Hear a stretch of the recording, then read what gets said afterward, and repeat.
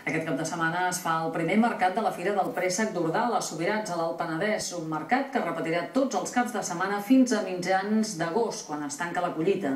És un préssec de secà que es ven i es cull en poques hores perquè conservi totes les propietats i virtuts. El municipi de Subirats, al cor del Penedès, és la pàtria del préssec d'Ordal.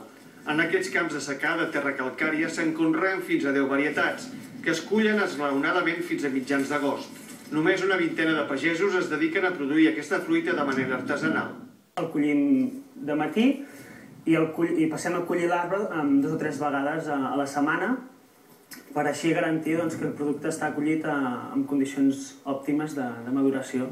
Aquest serà un bon any per al préssec d'Ordal. La producció serà semblant a la de l'any passat, però de més qualitat gràcies al bon temps.